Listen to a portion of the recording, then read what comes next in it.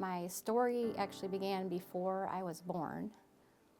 I was almost aborted, and an intercessor in our family, my grandma, prayed with my dad, and my mom decided to come back to Michigan and have the baby. My mom and dad decided to make a choice for faith, and they took my brother and I to church. But as a teenager, I abandoned my faith. I started hanging out with the wrong people.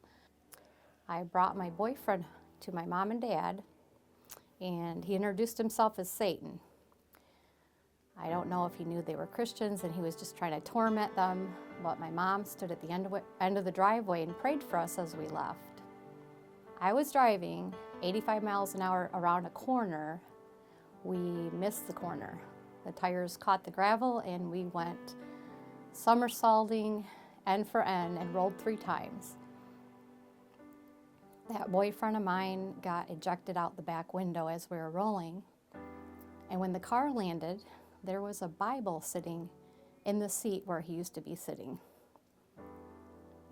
And then you think that would wake me up, but it didn't. I was on the edge of a mountain in Arizona and I almost fell off the mountain. Actually, I should have fell. My cousin told me that she was worshiping the Lord. This had been about the same time, and she fell on her face and she was screaming out to God for my soul. By the time I was 28 years old, I had totally abandoned God, totally abandoned my faith in Christ. I was in an abusive relationship, and I lived with somebody that wanted me dead, and I developed this disease called fibromyalgia. It was so painful I didn't want to wake up anymore, and I had planned for about a year to end my life. So it came time for the day that I decided to do it.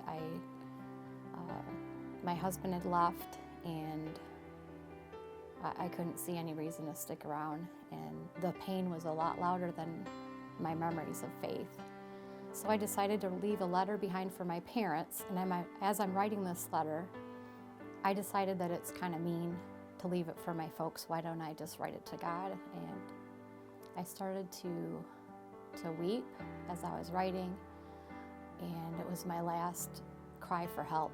And while I was writing, I was surrounded by a presence. I heard the Lord, and he said, "Michelle, you're important." And this presence of God engulfed me. It was like this love that was all-consuming. It was thick as air. I mean, you could feel it in the air. And it was almost like he breathed life inside my body, and my eyes opened and my spirit was alive. And my body was healed, and it was crazy. It was so amazingly crazy and so different from the darkness I was in that I had to find out find out who are you, God. The years that I had ignored him, all those years I ignored him. And I just wanted to know him, and who is he? Who is this God of my childhood faith? And I know that intercessory prayer has kept me alive throughout my life, so I wouldn't even be born, I believe. I wouldn't have lasted. And then there's moments of total trauma that I've been through where God has really rescued me, and it had nothing to do with my faith. It was somebody standing in the gap for me.